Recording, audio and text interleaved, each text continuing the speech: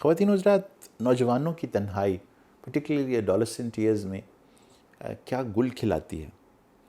میں نے پچھلی بار آپ سے پچھلے ویڈیو میں ذکر کیا کہ اس کو مینیج کرنے کا، ان کی تنہائی ختم کرنے کا اور اپنے اور ان کے درمیان جو بیریئرز ہیں ان کو کم کرنے کے کیا رویے ہو سکتے ہیں، وہ تو آپ تک پہنچائے. یہ جو نوجوان جن کا میں نے آپ سے ذکر کیا تھا بڑی تفصیل کے ساتھ، یہ کن مشکلات کو لے کر میرے پاس آئے تھے. یہ مشکلات آپ تک پہنچانا اس لیے ضروری ہے کہ اگر ایز پیرنٹس صرف ان کے تنہا رہنے کو آپ ایک مسئلے کے طور پر لیں گے تو شاید آپ سمجھ نہیں پائیں گے کہ وہ تنہائی میں گئے کیوں، ان کے ساتھ ہو کیا رہا تھا.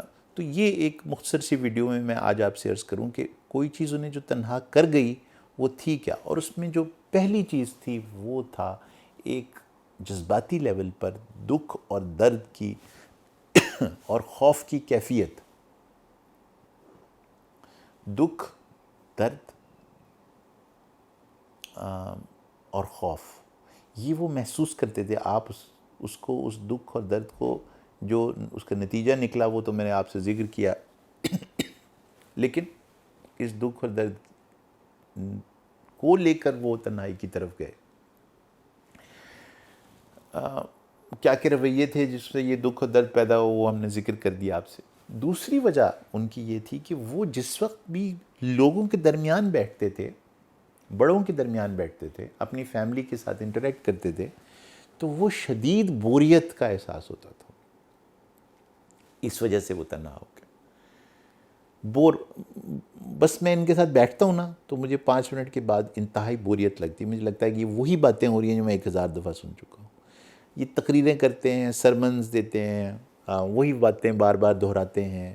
ہر وقت ان کا ایک ہی جملہ ہے، تم پڑھ کیا رہے ہو، کتنا پڑھ لیا ہے، کورس کتنا رہ گیا ہے، ہوم ورک کر لیا ہے کہ نہیں، ٹیسٹ کون سا ہے، اس میں رزلٹ کیا آیا ہے. ان کے پاس اس کے علاوہ کوئی موضوع ہی نہیں ہے. جو مجھے موضوعات پسند ہیں، جو میوزک مجھے پسند ہے، وہ ان کو پتہ ہی نہیں ہے اس کے بارے میں. جو ٹک ٹاکرز میرے محبوب ٹک ٹاکرز ہیں، ان کا انہوں نے نام بھی نہیں سن رکھا ہے. تو یہ اتنے بور لوگ ہیں کہ میں ان کے پاس نہیں بیٹھ سکتا. اداسی کی کیفیت، I just do not enjoy any thing. یہ ایک جملہ ہے جو میں ریپیٹ کر رہا ہوں اپنے اسی انٹریکشن کی وجہ سے.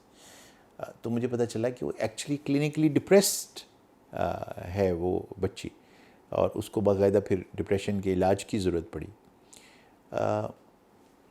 ورینگ آل دا ٹائم کہ کچھ ہو جائے گا، ایک ڈریڈ کچھ ہو جانے کا، میں فیل ہو جاؤں گی یا ہو جاؤں گا، میرے گریڈز اچھے نہیں آئیں گے، مجھے باہر جانے کا موقع نہیں ملے گا، مجھے داخلہ نہیں ہوگا، مجھے میڈیکل کالج میں نہیں جا سکوں گا، میں انجینئرنگ کالج میں نہیں جا سکوں. طرح طرح کے اندیشے، اور اس کی وجہ سے تنہائی کا شکار ہوئے ہوئے ہیں اور آئسولیٹ ہوئے ہوئے ہیں. عجیب بات یہ کہ مجھے پہلی دفعہ موقع ملا یہ 2 لفظ سننے کا، جملے ایز اے پریزنٹنگ کمپلینٹ، ایک مسئلے کے طور پر آ کے مجھے لگتا ہے کہ میں اسپیکٹرم پر ہوں. میں نے کہا ہے کیا؟ کہنے لگی کہ مجھے لگ رہا ہے کہ مجھے آٹزم اسپیکٹرم پر میں ہوں. میں نے نیٹ پہ دیکھا ہے یہ جو میری جو کیفیات ہیں، اس کا مطلب ہے کہ آئی ایم آٹسٹک. کیا بات بھئی، مجھے ایز اے سائیکائٹرسٹ تشخیص کرنے میں بہت مشکل پیش آتی ہے کہ ایک پیشنٹ کو آٹزم ہے یا نہیں ہے. اور انہوں نے حضرت گوگر رحمۃ اللہ علیہ پیر صاحب سے پوچھا اور انہوں نے بتا دیا کہ آپ کو آٹزم ہے، اور وہ مان بھی گئے. اچھا، ایک اور بڑی کمال کا جو لفظ میں آج کل سن رہا ہوں، وہ پریزنٹنگ آتے ہی انہوں نے بیٹھے آ کے کہا، ڈاکٹر صاحب آپ مجھے ایسے کیجئے کہ کوئی دوائی لکھ دیجئے کیونکہ مجھے ADHD ہے. اور ADHD کے لوگ تو آپ کو پتہ ہے کہ وہ تو اکیلے ہوتے ہی ہیں. تو یہ جو کچھ یہ سب کہہ کے گئے، ان کو پتہ نہیں ہے، ان کو سمجھ بھی نہیں ہے ADHD کی. تو مجھے تو ADHD اس وجہ سے میں لوگوں کے ساتھ تو انٹریکٹ کر ہی نہیں سکتا. میری تو اپنی دنیا ہے، میں اس میں رہنا چاہتا ہوں.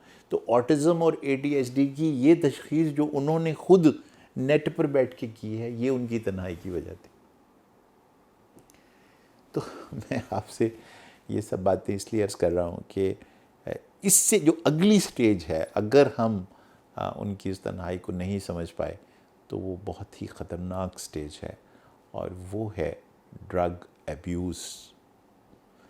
تنہائی میں جو اگلا اسٹیشن ہے اڈولسنس میں وہ ہے disasters related to drugs and sometimes to sexuality issues. تو اس کے اوپر انشاءاللہ بات ہوگی اگلی بار.